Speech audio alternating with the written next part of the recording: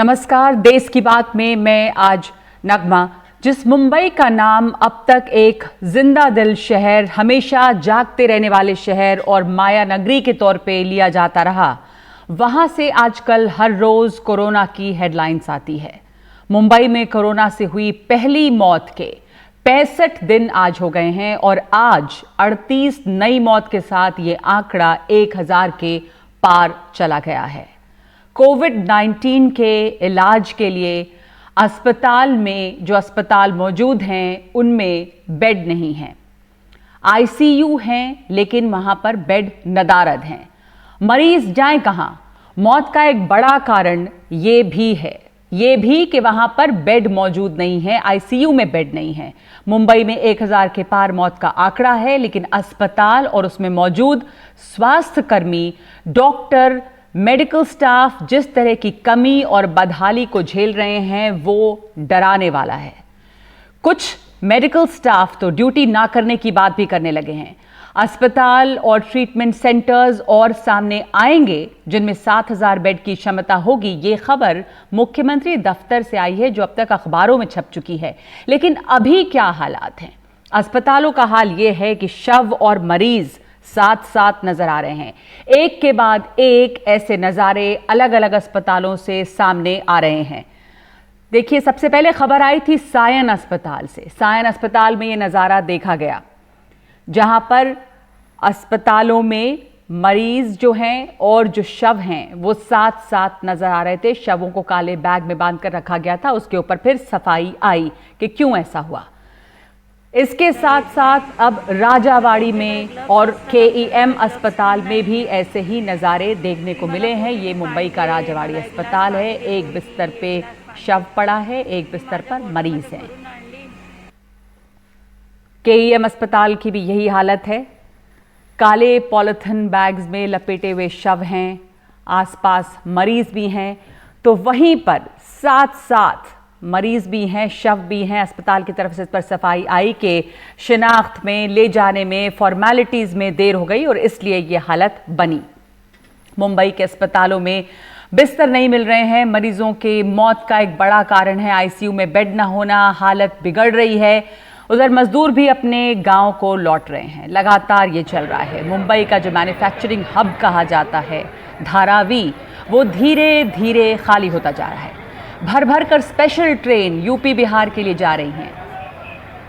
इलाज कैसे होगा, इस पर अभी भी भ्रम वैसे बना हुआ है। एक तरफ मजदूरों का पलायन है, एक तरफ अस्पतालों में बिस्तर नहीं है। इलाज कैसे होगा उस पर भी भ्रम है। जब WHO ने अस्थायी तौर पर हाइड्रोक्सीक्लोरोक्विन के ट्रायल को रोक दिया है, उस समय महाराष्ट्र सरकार ने HCQ को कोरोना के इलाज के प्रोटोकॉल का हिस्सा बनाया है।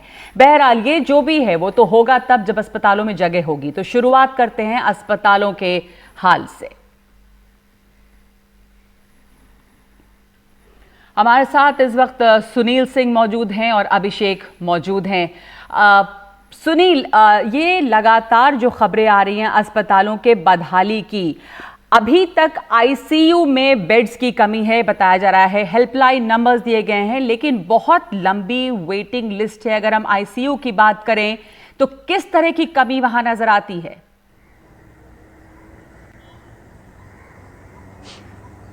देखिए, अगर हम कोरोना के संक्रमण की मुंबई का आंकड़ा अगर हम देखें तो तकरीबन बढ़ गया है। रोजाना 1000 के ऊपर आ रहा है सिर्फ मुंबई में।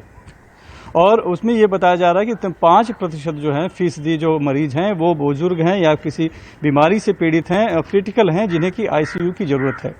तो उस हिसाब से अगर हम देखें तो पूरे मुंबई में निजी अस्पताल लें और सरकारी अस्पतालों को भी ले लें तो उतना आईसीयू बेड उपलब्ध ही नहीं है। नतीजा ये है कि हर जगह पूरा फुल है, यानी कि कहीं किसी को मिल नहीं पा रहा है जिसको चाहिए। जो है पहले से उनका इलाज चल रहा है। तो ये बातें लगातार आ रही थी। लोग हमें फ़ोन करते थे, जो जानते हैं कि शायद पत्रकार हैं तो इनके जरिए कहीं फ़ोन चला जाएगा, पहचान निकाली जाएगी तो शायद इनको कहीं आईसीयू मिल जाएगा। लेकिन 2-3 दिन 4 दिन से लगातार ये चल रहा था। कई बार हमने भी कोशिश की तो हर जगह पता चल रहा था कि फुल है। तो आज हमने एक रियलिटी चेक करने की कोशिश की कि जो 1916 बनाया गया है उसके जरिए सिंक कर दिया गया है कि बीएमसी के और प्राइवेट दोनों अस्पतालों की जो ऐसा स्थिति यानी कि स्टेटस है वो उसके जरिए पता चलेगा।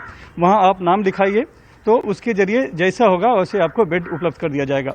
वहाँ पर भी हमने जब फ़ोन लगाया तब पता चला कि सब फुल है, कहीं पे भी आईसीयू के बेड खाली नहीं है। आप नाम लिखाइए, रजिस्ट्रेशन कीजिए, जब आएगा आपका नंबर तब आपको फ़ोन किया जाएगा। कब आएगा इसका जवाब उनके पास भी नहीं है।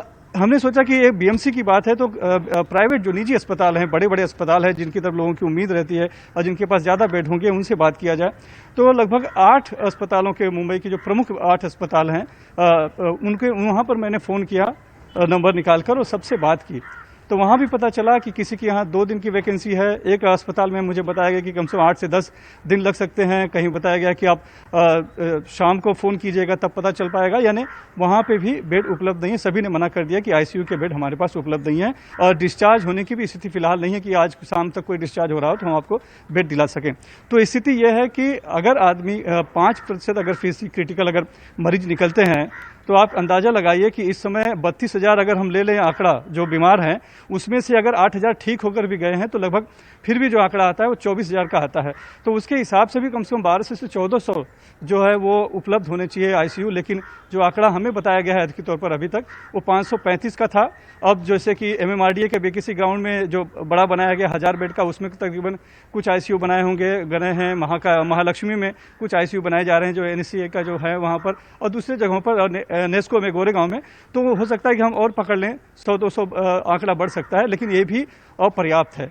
ऐसे में आप बताइए कि जो व्यक्ति, अभी मैं कुछ देर पहले एक फ़ोन कर रहा था, उनका कहना था कि उनकी मित्र हैं, उनकी माँ थी, अस्थमा की पेशेंट थी, 24 घंटे बाद जाके उनका नंबर लगा, तब जाके उनको आईसीयू बेड मिल पाया। तो किसी को 24 घंटे लग रहे हैं, किसी को 48 घंटे लग रहे हैं।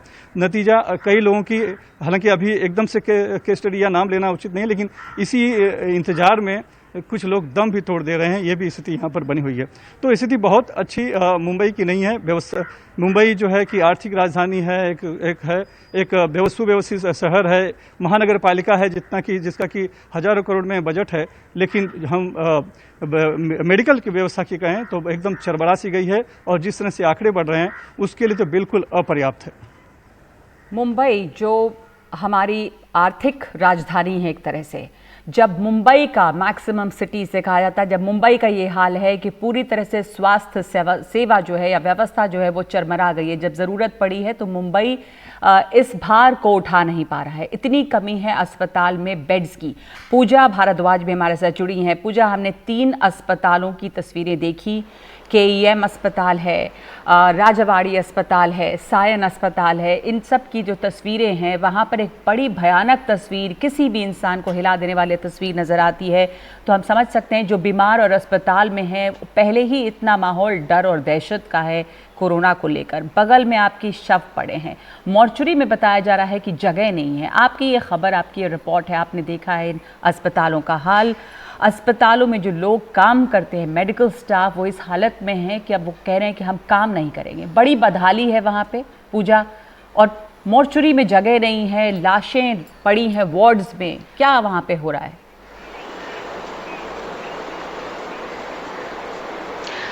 जी नगमा, बहुत सारी चीज़ों पर ध्यान देना इस वक्त ज़रूरी है। सबसे पहले हेल्थ स्टाफ्स, क्योंकि ये फ्रंट लाइनर्स हैं, सबसे पहले ये इस लड़ाई में आगे हैं। हेल्थ स्टाफ्स में भी अगर आप कैटेगरीज अलग अलग बांट दें, श्रेणी बांट दें, तो अगर मैं ग्राउंड स्टाफ की बात करूंगी जो कि क्लास 4 के स्टाफ्स हैं, जिनको कोविड वार्ड में पेशेंट्स को टॉयलेट ले जाने से लेके, उनको खाना खिलाने से लेके, उनके डायपर्स चेंज करने से लेके, अगर किसी की डेथ होती है, जान जाती है, तो उनके बॉडी को, कोरोना की जो डेड बॉडीज हैं उनको पैक करने की भी अलग प्रक्रिया है। केमिकल लगाकर किस तरह से उनको धोया जाता है, पैक किया जाता है, डिस्पोज ऑफ किया जाता है। तो एक बड़ी जिम्मेदारी क्लास 4 श्रेणी के स्टाफ्स को मिली हुई है, लेकिन इनकी बहुत बड़ी किल्लत है। और न सिर्फ ये हमें जानकारी मीडिया को मिली है सूत्रों के हवाले से, बल्कि डॉक्टर्स खुद कैमरे पर आकर, जो रेजिडेंट डॉक्टर्स हैं, जो कि सबसे ज्यादा ड्यूटी पर तैनात हैं, पूरे महाराष्ट्र में 5500 के करीब रेजिडेंट डॉक्टर्स हैं और सबसे आगे ये हैं मरीजों को देखने के लिए। तो इनका यही कहना था कि क्लास 4 के स्टाफ नहीं होने की वजह से हम ये काम कर रहे हैं कि अगर पेशेंट्स को खाना खिलाना होता है या फिर उनको टॉयलेट ले जाना होता है तो हम ये काम कर रहे हैं, जिसकी वजह से हम ट्रीटमेंट पे ध्यान नहीं दे पा रहे हैं। तो ये तो यहाँ पे लैप्सेस हो गई। डेड बॉडीज की अगर आप बात कर रही हैं तो यहाँ पर कई अलग अलग कारण हैं कि जिनकी वजह से ये जो अनक्लेम्ड बॉडीज हैं, एक आंकड़ा मैं बता दूं, मुंबई में सरकारी अस्पतालों में कहा जा रहा है ऐसा कि 25 से 30 मौतें हो रही हैं हर रोज, जिनमें से जो 20 बॉडीज हैं वो अनक्लेम्ड हैं, उनको कोई लेने नहीं आ रहा है। उसकी वजह सिर्फ ये नहीं है कि उनके परिवार वाले डरे हुए हैं, उसकी कई अलग अलग वजह हैं। उनके परिवार वालों की एक बड़ी संख्या है जो कि खुद क्वारंटीन में है या पॉजिटिव है, अलग अलग अस्पतालों में है या सील्ड इलाके में है, निकल नहीं सकते हैं या फिर लॉकडाउन की वजह से आ नहीं पा रहे हैं। तो अलग अलग कारण है जिनकी वजह से बॉडीज को क्लेम करने वाले लोग नहीं है। और जो गाइडलाइन है उसके हिसाब से जो अस्पतालों में अभी गाइडलाइंस लागू हुई हैं, लोग ये फॉलो कर रहे हैं, वो ये है कि 3 दिनों तक अगर कोई बॉडी लेने नहीं आता है तो उसको पुलिस को आप दे दें, पुलिस उसकी जिम्मेदारी है कि वो डिस्पोज ऑफ करेंगे, जो उनकी क्रिया होती है वो करेंगे। क्रेमेटोरियम का जहां पे जो शवदाह गृह है जहां पर उनको जलाया जाता है, वहां की भी हालत कितनी खराब है वो भी हमने कुछ दिन पहले दिखाया। और इसकी वजह से बीएमसी की नई गाइडलाइन आई है कि वहां पर temporary mobile cabinets, mortuary cabinets बन रहे हैं जहां पर बॉडी को रखा जाए, क्योंकि करीब 5 से 6 घंटे कहा जा रहा है कि बॉडी जमीन पर पड़ी होती है वहां पर, क्योंकि उनको जलाने की भी अपनी प्रक्रिया है जिसमें वक्त लगता है। तो बॉडी को पैक करने से लेके उसको क्रेमेटोरियम तक ले जाने से लेके ये लंबी प्रक्रिया, वहां पे जमीन पर बॉडी पड़ी रहती है, संक्रमण का खतरा, इसलिए वहां पे कैबिनेट्स लगाए जा रहे हैं। ये सब हो रहे हैं। और जैसा कि सुनील सिंह मेरे सहयोगी आईसीयू बेड्स की बात बता रहे थे, क्योंकि जैसा कि उन्होंने कहा कि 5% जो मरीज हैं उन्हें क्रिटिकल केयर की जरूरत है। और यही एक कारण भी है, बड़ा कारण है कि मौतें इतनी क्यों हो रही है, क्योंकि उनको क्रिटिकल केयर फैसिलिटी नहीं मिल पा रही है, आईसीयू की कमी है। और इस वजह से जो बेड्स में ऑक्सीजन सपोर्ट लगाया गया है कि जिनको वेंटिलेटर नहीं मिल पा रहा है, जिनको आईसीयू नहीं अंदर डाला जा रहा है, उनको ऑक्सीजन सपोर्ट दिया गया है। तो मौतें लगातार हो रही हैं अस्पतालों में। पहले से मॉर्चरीज को अगर आप देखें, जो मुर्दा घर है वहां पर जगह कम थी, और क्योंकि मौतें इतनी ज्यादा हो रही हैं तो जो बॉडीज हैं वो कॉरिडोर्स में रखी जा रही हैं। और कई ऐसे नर्सिंग स्टाफ से मैं संपर्क में हूं जहां वो मुझे बताती हैं ऑफ रिकॉर्ड, क्योंकि इस तरह से देखें वो कैमरे पर आकर नहीं बात कर सकती हैं, बहुत दायरे के अंदर वो सीमित हैं। तो जिस तरह से वो बताती हैं, खासतौर से अगर मैं कुछ अस्पतालों के इस वक्त नाम लूं, सायन, नायर, केईएम जैसे अस्पताल हैं जहां अंदर की समस्या ऐसी है कि डेड बॉडीज की तस्वीरें उससे गुजर कर वो हर रोज काम कर रहे हैं, उनके सामने पड़ी हुई हैं। हम तो वार्ड की तस्वीरें लगातार वायरल होते हुए देख रहे हैं कि पेशेंट्स के बीच में पड़े हुए हैं, लेकिन वार्ड के बाहर भी अगर आप देखें तो यही हाल है, क्योंकि मॉर्चरीज में जगह नहीं है तो शव बाहर पड़े हुए हैं। नगमा, इतनी ज़्यादा मौतें हैं कि मॉर्चरी में जगह नहीं है। आज जो मौतें हुई हैं मुंबई में ही, मौत का जो आंकड़ा है मरीजों की मौत का वो 1000 पार कर गया, 1026। और अभिषेक, एक बड़ी वजह, जैसा पूजा, सुनील बता रहे हैं, आप तो लगातार अस्पतालों को क्या हाल देखते रहे हैं, पूरी जो स्वास्थ्य व्यवस्था है वहाँ की, एक वजह है कि वक्त, ये नहीं कि सिर्फ लोग कोरोना से मर रहे हैं, वक्त पर इलाज नहीं मिल रहा है। अगर ऐसे बेड नहीं मिलेंगे जिसमें ऑक्सीजन सपोर्ट हो तो मरीज की हालत बुरी होती चली जा रही है। क्या वजह लग रहा है कि महाराष्ट्र जैसा राज्य जो इतना डेवलप्ड है और मुंबई जैसा शहर, उसकी पूरी स्वास्थ्य व्यवस्था इस समय चरमराई भी लगती है? नए अस्पतालों की बात है, सुनील कुछ नाम बता रहे थे, महालक्ष्मी और कई जगहों पर, और बेड्स आईसीयू सामने आएंगे, पर इस समय बुरी तरह से हम कह सकते हैं कि फेल है पूरे राज्य की जो स्वास्थ्य व्यवस्था है, वो कोप अप नहीं कर पा रही है मौत के आंकड़ों से। सुनील, जिन अस्पतालों की बात कर रहे हैं उन अस्पतालों में कम से कम एक अस्पताल में तो मैं देख के आया हूँ, वो सेमी क्रिटिकल हॉस्पिटल्स हैं। पहले क्वारंटाइन के लिए बनाई गई थी, लोगों को अलग थलग करने के लिए, लेकिन उसके बाद उन अस्पतालों में आप ऑक्सीजन सपोर्ट इतना बड़ा नहीं दे पाएंगे। 500 बेड बनाए गए हैं, लेकिन वो क्या आईसीयू है? नहीं, वो एक किस्म की व्यवस्था बनाई गई है ताकि कुछ ना से कुछ सही, मतलब कुछ लोगों को ऑक्सीजन सपोर्ट अगर देना है तो कुछ व्यवस्था मिल सके। जो आपका मूल सवाल है कि आखिरकार लोग ये पूरा इतना चरमराया हुआ क्यों है, तो इसके तीन छोटे छोटे हिस्से हैं। मैं संक्षेप में आपको बता देता हूँ। मैं कल एक बड़ी निजी अस्पताल में गया हुआ था, निजी अस्पताल के सीईओ से बात की। मैंने कहा आप इतने लड़खड़ाए हुए क्यों हैं? उनका कहना है कि मेरी जो कैपेसिटी है वो 30 बेड की हो सकती है, मैं 30 आईसीयू के बेड दे सकता हूँ सिर्फ कोविड के लिए, लेकिन मैं 5 या 8 पे खिसक गया हूँ, नीचे आ गया हूँ। मैंने कहा 22 कहाँ गए?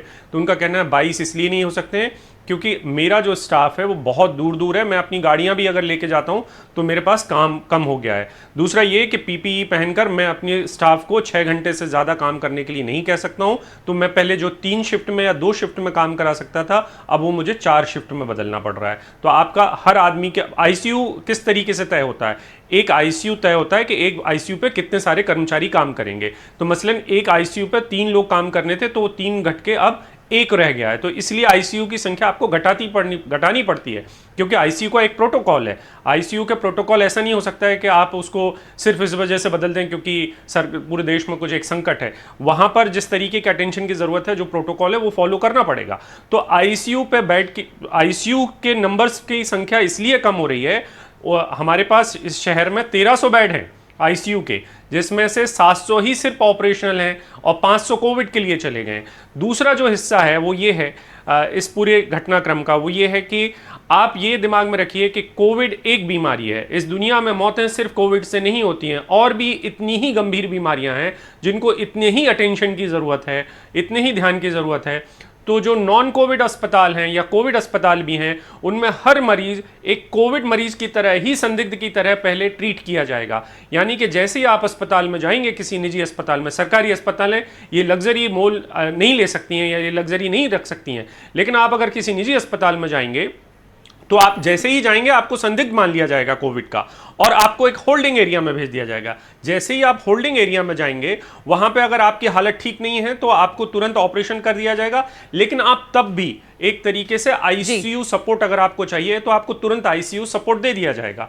तो एक बड़ा हिस्सा जो होल्डिंग एरिया है उसके आईसीयू में भी खर्च होगा, ये मानते हुए कि तमाम मरीज जो अस्पताल जा रहे हैं वो तमाम लोग कोविड हैं। तो क्या हम एक कम्युनिटी ट्रांसमिशन पर पहुंच चुके हैं जिसकी वजह से अस्पतालों ने इंतजाम कर लिए?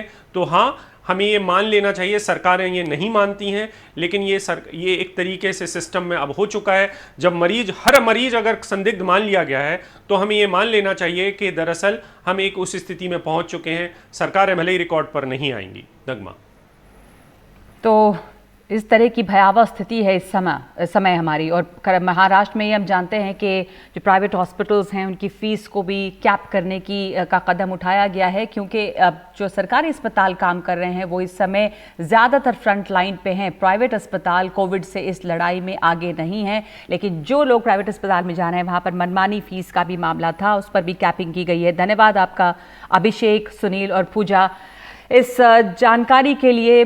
महाराष्ट्र का बुरा हाल है, खास करके मुंबई जैसे शहर का, और सबसे ज़्यादा बुरा हाल तो ये है कि स्वास्थ्य व्यवस्था जो है वो इस समय बिल्कुल ही चरमराई हुई है।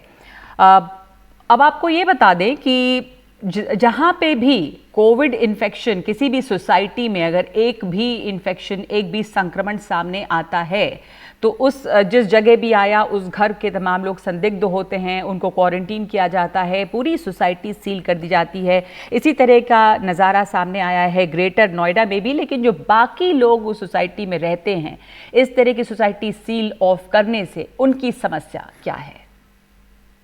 मैंने क्या कहा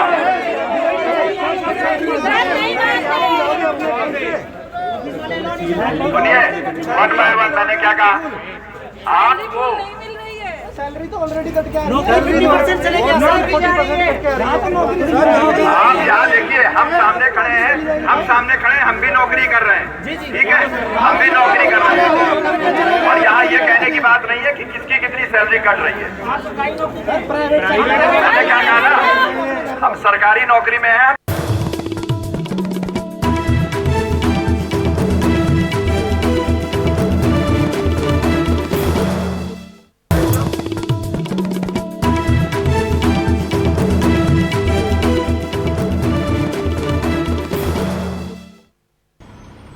मजदूर के कितना क्षमता होता है, मजदूर की क्षमता कितना होता है? मेरे ख्याल से मान लीजिए कि ये तो मेरा गांव नहीं है, घर नहीं है, यहाँ पे हम लोग कमाते हैं, खाते हैं। ओटीपी भी आपका आया हुआ है? अच्छा, लेकिन ट्रेन आपको नहीं मिली? नहीं सर, उसके बाद कोई रिप्लाई नहीं मिली सर। लॉकडाउन हुआ था तब गए थे। हाँ, तो उस टाइम से ऑफिस सब बंद थी। हाँ। उसके बाद अब हमको खबर मिला कि ऑफिस खुली हुई है, आप आ जाओ कैसे भी, जैसे भी हो सके, तो हम आना पड़ा।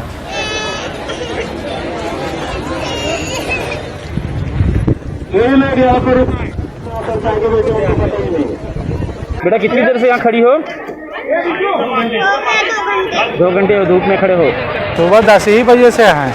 आपने फॉर्म भरा था? हाँ, फॉर्म भरा हुआ। भरे थे फॉर्म? 14 तारीख या 13 तारीख को भरा था।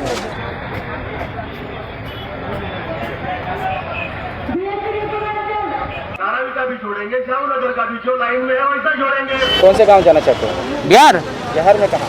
सकरी।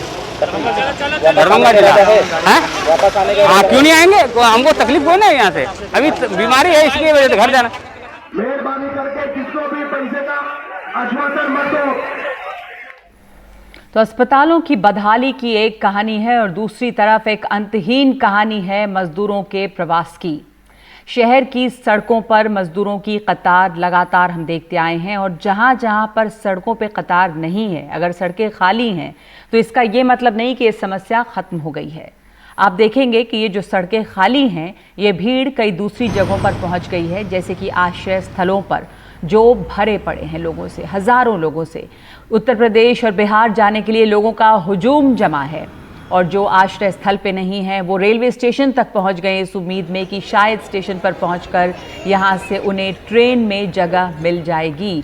और उसके अलावा ये कहानी सिर्फ दिल्ली की नहीं है, ये तमाम महानगरों की कहानी है। अपने अपने गांव जाने के लिए लोग कतार लगाए हुए हैं, दिल्ली हो या मुंबई में भी वसई हो या धारावी, इसी तरह की लंबी लाइन लगी हुई है। जैसे धारावी में सुबह से ही ट्रेनों की अनाउंसमेंट हुई कि अब ज़्यादा ट्रेन जाएंगी और इस वजह से बहुत वहाँ पर भीड़ बढ़ती रही। लोगों ने फॉर्म भरा हुआ है और अटके हुए हैं। ये भी है कि जो फॉर्म भर चुके हैं उनका नंबर आएगा तो वो जाएंगे, लेकिन इस बीच में लोग इकट्ठा होते जा रहे हैं और कई किलोमीटर लंबी लाइन लग रही है। इस तरह की जो इस तरह के हालात हैं मज़दूरों के देश भर में, उनकी हालात पर सुप्रीम कोर्ट ने संज्ञान लिया है, स्वतः संज्ञान लिया है और केंद्र को नोटिस जारी किया है। मीडिया में जो प्रवासियों के परेशानियों से संबंधी खबरें चल रही हैं उस पर सुप्रीम कोर्ट में 3 जजों की बेंच ने इस पर संज्ञान लिया है। तो इस वक्त हमारे साथ मेरे सहयोगी शरद मौजूद हैं। शरद, जहां सड़कों पर लगातार लाइन हम देखते रहे, अंतहीन लाइन है, लोग चले जा रहे हैं इस तपती धूप गर्मी में, 45-46 डिग्री का तापमान है, तो अब तो ये कोई शौकिया तो जा नहीं रहे हैं, बहुत मजबूरी रही है तो जा रहे हैं। लेकिन बहुत जगह अब सड़कें खाली भी नज़र आती हैं, तो ये लगता है कि क्या ये जाने वालों का सिलसिला ख़त्म हो गया? लाखों लोग गए हैं, ये सरकार कहती है कि श्रमिक स्पेशल से हमने लाखों लोगों को भेजा है। जो आश्रय स्थलों पर, जो रेलवे स्टेशन है आनंद विहार में, उन सब जगह पर अभी भी हज़ारों की तादाद में लोग एक उम्मीद लगाए जमा हैं। आश्रय स्थल आपने जाकर देखा है कि वहाँ पर क्या हालत है? बिल्कुल, देखिए जैसे मैं अभी गाजियाबाद में खड़ा हूं तो ये कहा जाए कि 5-6 दिनों पहले तक यहाँ पर ये होता था कि आप खड़े हो जाइए और आपको प्रवासी मजदूर जो हैं वो कतार से जाते हुए नजर आएंगे, उनके हाथ में उनका सामान होगा, बीवी बच्चे सब साथ में, पूरा परिवार जो है एक तरह से रेला सा निकल रहा होता था। और रेला ना भी हो तो भी आपको सड़कों पर, आप गाड़ी में जा रहे होते हैं तो आपको सड़क की बाईं तरफ जो है प्रवासी मजदूर जाते हुए नजर आते थे और वो इस उम्मीद में होते थे किसी भी तरह से उनको घर जाने का रास्ता मिल जाए। लेकिन अभी गाजियाबाद की सड़कों पर ऐसा कुछ दिखाई नहीं देगा, इक्का दुक्का कोई दिख जाए तो दिख जाए।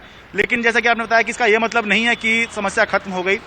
मैं मोटा के एक आश्रय स्थल में गया जो गाजियाबाद और मुरादनगर के बीच में एक आश्रय स्थल है, तो वहां पर यूपी और बिहार जाने वालों की अच्छी खासी भीड़, हजारों लोग वहां पर जमा थे और सबके सब यही चाहते थे कि जल्द से जल्द उनको उनके घर जो है भेज दिया जाए। तो यहाँ दिक्कत अभी तक ये है कि जो सरकार या प्रशासन ने दबाव में आकर या जो मीडिया में खबरें दिखाई उसके बाद में व्यवस्था तो करी है, पहले के मुकाबले बहुत व्यवस्था हो गई है, लेकिन अभी भी जो समस्या है प्रवासियों की वो खत्म नहीं हुई है। जैसे कि मैं एक शख्स से मिला, वो जम्मू से उन्नाव जाना चाहता था, तो किसी तरह से वो एसी ट्रेन का टिकट कटवा कर यहाँ दिल्ली तक पहुंच गया, लेकिन दिल्ली से अब वो उन्नाव कैसे जाए, कोई व्यवस्था नहीं है। तो पहले उसने ऑटो किया, फिर दिल्ली बॉर्डर से यूपी बॉर्डर आने में दिक्कत आई इसको, उसके बाद वो पैदल चला, फिर उसने ऑटो किया, तो एक लंबा संघर्ष जो है उसको इस आश्रय स्थल तक जो है वो करना पड़ा। तो समस्या भी खत्म नहीं हुई है, लेकिन हाँ हमें ये कहना होगा पहले के मुकाबले कुछ राहत जरूर नजर आ रही है। राहत क्या नजर आ रही है आपको शरद? किस तरह की राहत? क्या ये बेहतर तरह से इसको ऑर्गेनाइज किया गया है? जो आश्रय स्थल हैं जहां पर इतनी ज्यादा भीड़ है वहां पर किस तरह के इंतजाम है? क्योंकि हजारों की तादाद में लोग हैं, तो ये जो लोग यहाँ पर रुके हैं, एक तो उनको ये भी नहीं पता वो कितने दिन यहाँ पर ठहरते हैं। मान लीजिए एक परिवार वहां गया एक आश्रय स्थल में, तो उसकी बारी कब आएगी, वो कब चला जाएगा, मतलब औसतन क्या है वहां पर, कितने दिन लोग रुकते हैं, रुक पाते हैं, क्या इंतजाम है वहां?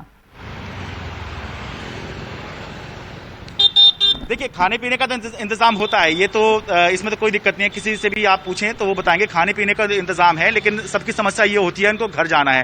तो पहले जहां हम कुछ समय पहले तक ये स्थिति देखते थे कि हमें कहीं मजदूर मिलते थे तो ये समझ में नहीं आता था कि उनको कहाँ जाना है। यानी अगर वो हमसे पूछें तो हम नहीं बता पाते थे, खुद उनको ये नहीं पता होता था कि कहाँ जाना है। वो एक तरफ से जाते थे तो पुलिस वाले डंडे मार के दूसरी तरफ भगा दिया करते थे, और दिल्ली से आ रहे हैं तो यूपी वाले भगा देंगे, अगर यूपी से आप जा रहे हैं तो दिल्ली वाले भगा देंगे।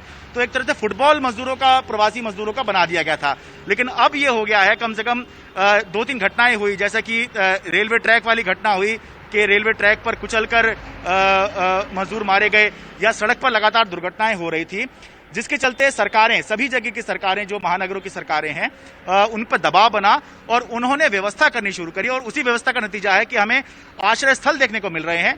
और ये मान के चलिए कि आश्रय स्थल में 24 से 48 घंटे, यानी कि कोई व्यक्ति एक बार यहां पर आ जाता है तो प्रशासन की जिम्मेदारी हो जाती है कि उसको उसके घर तक पहुंचाने का इंतजाम करे। कोई व्यवस्था एक तरफ से ऐसे अभी नहीं है कि कोई आएगा या कितने घंटों में वो घर जा सकता है। लेकिन हाँ, ये जरूर होता है कि मान लीजिए अगर 25-30 लोग एक ही जगह के या एक ही रूट के एक ही जगह इकट्ठे हो जाते हैं तो फिर प्रशासन जो है इंतजाम करता है कि एक बस का अरेंजमेंट कर दिया जाए, या अगर लोग ज्यादा हैं तो फिर सूचना दी जाए कि एक ट्रेन की जरूरत है। जैसे कि यहाँ से जहां पर मैं गया, बिहार जाने के लिए ट्रेन का इंतजाम यहां पर किया जा रहा था, लेकिन अगर आपको यूपी जाना है, क्योंकि यूपी में ये है, तो यूपी परिवहन की जो है बसें यहां पर लगाई गई थी।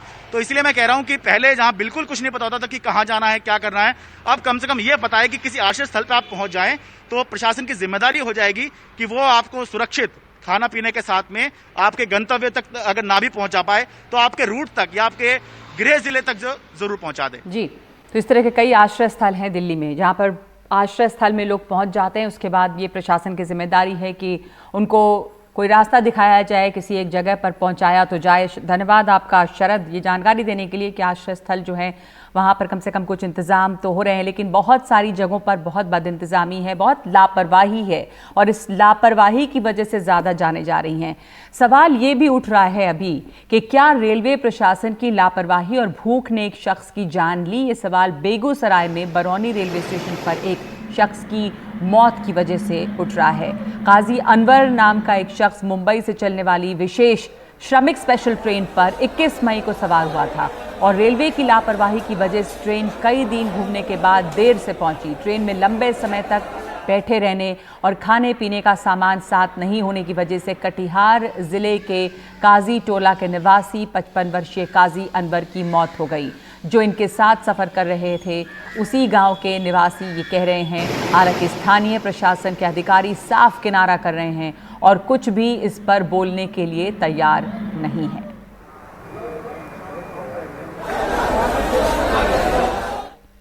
तो इस वक्त देश की बात में एक ब्रेक, और ब्रेक के बाद प्राकृतिक आपदा ने किस तरह से समस्या को बढ़ाया है, लेकिन जाने के पहले उड़ीसा के राउरकेला में देखिए हंगामा क्यों हुआ।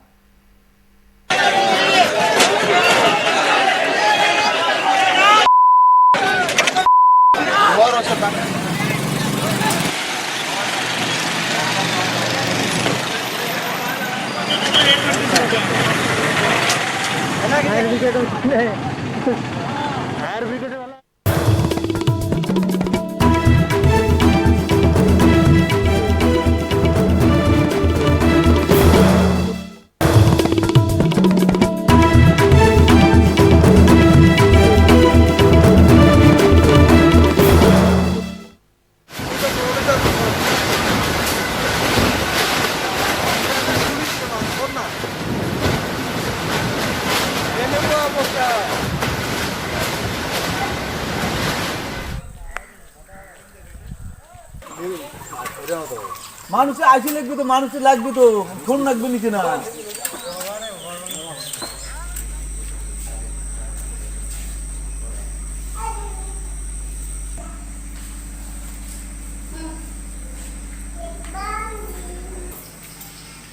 किट उतार दो।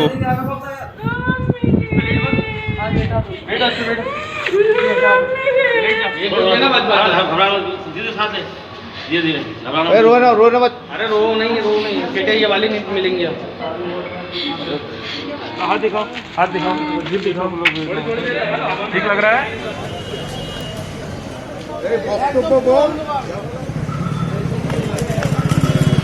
हर टीवी चैनल में या प्रेस में आ रहा है कि हम लोग का रीजेंट स्टेट में पूरा लाइट है और पानी बहाल हो गया है, लेकिन अभी तक हम लोग का 6 दिन का अंदर में अभी तक यहाँ पे कुछ भी नहीं है। आप लोग खुद ही देख रहे हैं क्या सिचुएशन है।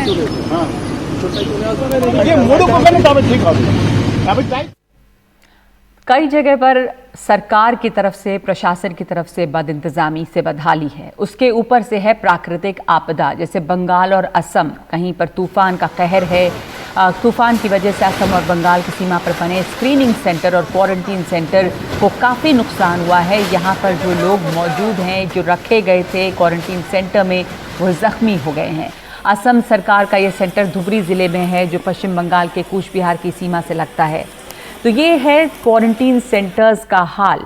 दूसरी तरफ एक और तरह की आपदा है भयानक भयंकर गर्मी की, जैसे मध्य प्रदेश भोपाल में 45 डिग्री तक पारा पहुंच चुका है और इस गर्मी में स्वास्थ्यकर्मी काम कर रहे हैं और चूंकि उनको अपनी सुरक्षा के लिए पीपीई किट पहनना है, तो ये जो ख़राब क्वालिटी का घटिया किस्म का पीपीई किट है वो लोगों के लिए बहुत ही दम घोटू साबित हो रहा है। मेडिकल स्टाफ बेहोश हो रहे हैं क्योंकि ये मामूली किस्म का काम चलाऊ पीपीई किट है। तो तमाम तरह की आपदा कोरोना के ऊपर। तो अनुराग हमारे सहयोगी हमारे साथ मौजूद हैं। अनुराग, भोपाल की ये खबर आपकी हमने देखी, जो स्वास्थ्यकर्मी हैं, मेडिकल स्टाफ हैं, उनको पीपीई किट पहनना उनके लिए मजबूरी है। तो पहले तो पीपीई किट की कमी थी, उसकी मांग रही। ये जो आया है पीपीई किट, वो किस किस्म का, किस तरह बन रहा, कहाँ से बन रहा है, क्योंकि इतना भारी भरकम है, इतनी ख़राब क्वालिटी का है कि इसके पहनना इसका जो है इस गर्मी में वो एक और मुसीबत है। मैं ये तस्वीरों में देखा कि किस तरह बेहोश हो रही है पैरामेडिकल स्टाफ जो हैं।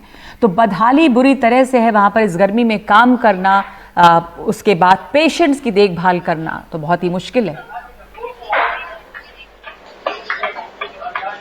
बिल्कुल नगमा, ये सारे लोग जो स्वास्थ्यकर्मी हैं, सबसे पहले जो आइसोलेशन वार्ड है हमीदिया अस्पताल, यहाँ का एक सबसे बड़ा सरकारी अस्पताल है, वहां पर सबसे पहले एक सफाई कर्मी को ये पीपी किट पहनने के बाद कल उसको थोड़ी तबीयत खराब होनी शुरू हुई, उसका जी मचलाना शुरू हुआ और उसके बाद बाकी लोगों की भी तबीयत खराब होने लगी और 16 स्टाफ एक के बाद एक, जिसमें से 6 तो बेहोश होकर गिर गए और फिर वहां पर उनको ग्लूकोज वगैरह चढ़ाया गया, लेकिन उनकी हिम्मत देखी कि उसके बाद वो काम पर जुट गए।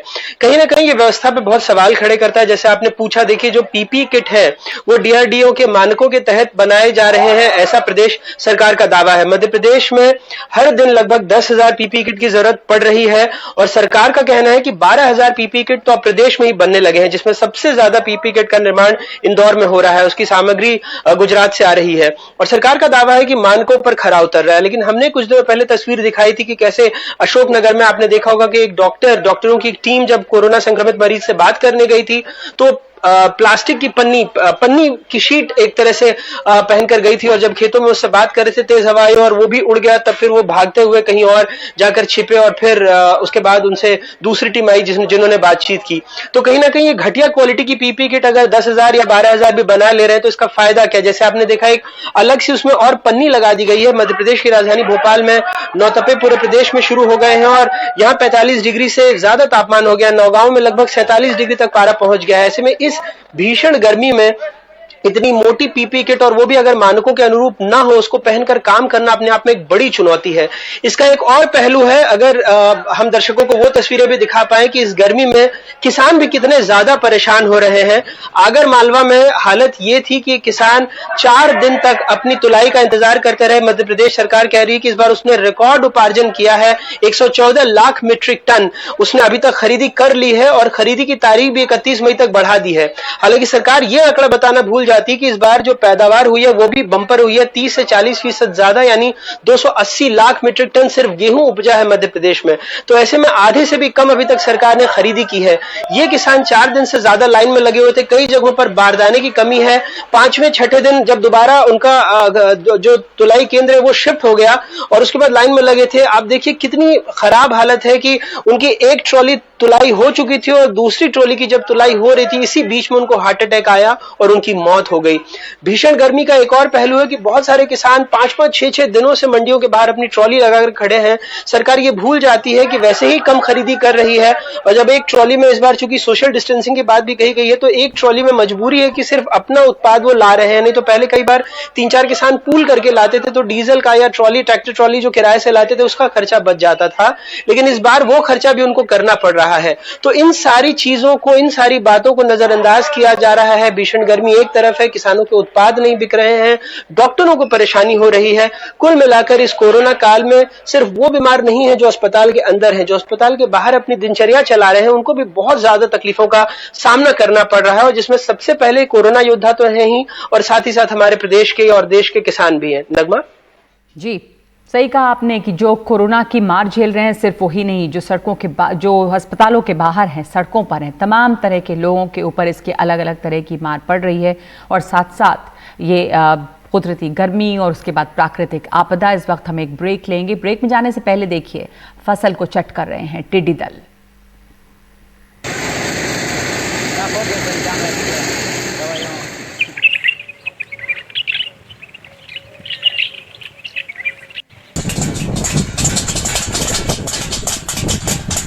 प्रशासन द्वारा अविश्वसनीय ग्राम रनायड़ा, पान बिहार के पास, जिला उज्जैन में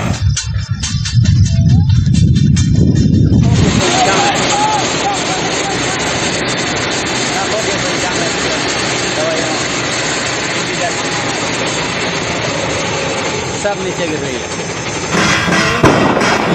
जयपुर का नज़ारा आज।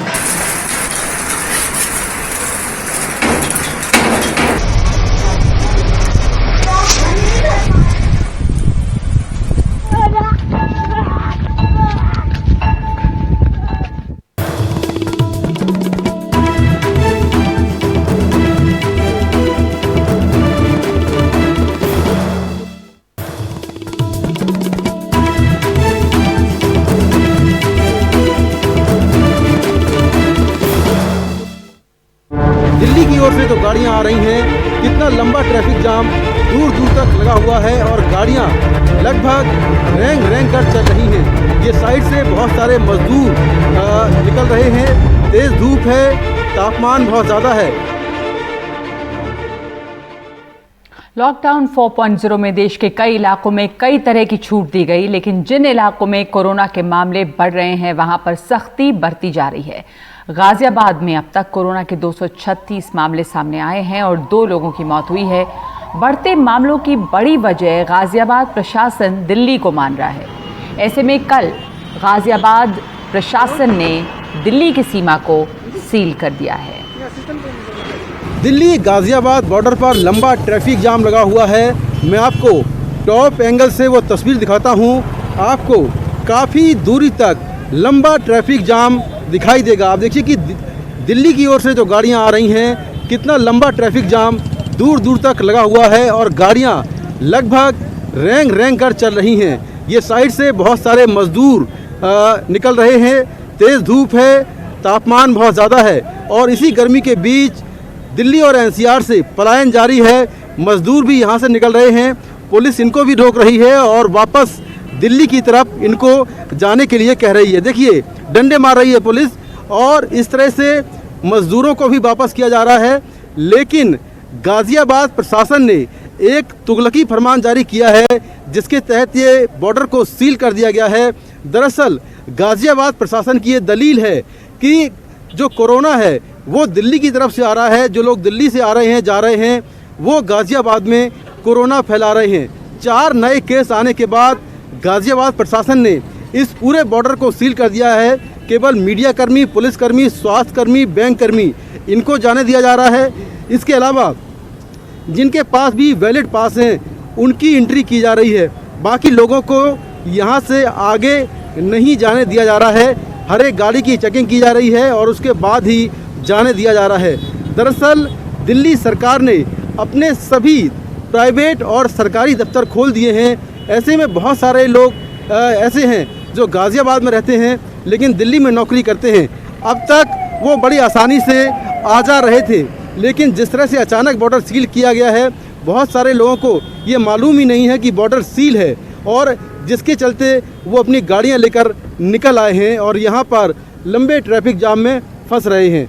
दिल्ली की तरफ से लंबा ट्रैफिक जाम है, वहीं दूसरी ओर ये सामने जो रास्ता है ये गाज़ियाबाद से दिल्ली आता है, वहाँ पर भी काफ़ी लंबा ट्रैफिक जाम लग रहा है, क्योंकि जो लोग गाज़ियाबाद से दिल्ली नौकरी करने आते हैं वो भी यहाँ पर जाम में फंसे हुए हैं, उन लोगों को भी दिल्ली आने नहीं दिया जा रहा है। तो इस तरह से एक बड़ी परेशानी है, तेज़ धूप है, गर्मी है, तापमान 40 डिग्री से ऊपर है, और इसी बीच ये घंटों का ट्रैफिक जाम जिसमें बहुत सारी एम्बुलेंस फंसी हुई हैं, ज़रूरी वाहन फंसे हुए हैं, पुलिस कर्मियों के वाहन फंसे हुए हैं, और तमाम लोगों को काफ़ी ज़्यादा परेशानी हो रही है। गाज़ियाबाद बॉर्डर से कैमरामैन एन रवि के साथ मैं मुकेश सिंह, एनडीटीवी इंडिया। संकट कई हैं, तरफ गर्मी की मार है, प्राकृतिक आपदा है, घटिया पीपीई किट है, अस्पतालों के आईसीयू में बेड नहीं है, तो सिर्फ मार कोरोना की नहीं है, कई तरह की समस्याएं जिससे इस समय जूझना है। तो ये है हाल देश की बात में इस वक्त। मेरे साथ इतना ही, नमस्कार।